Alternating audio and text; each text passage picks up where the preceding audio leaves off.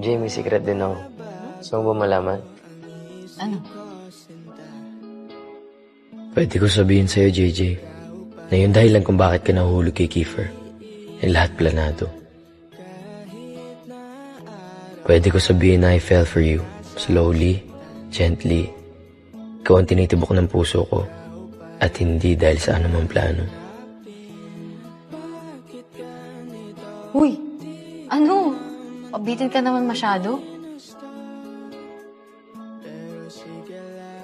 Ikaw ang pinaka-cool na babaeng nakilala ko.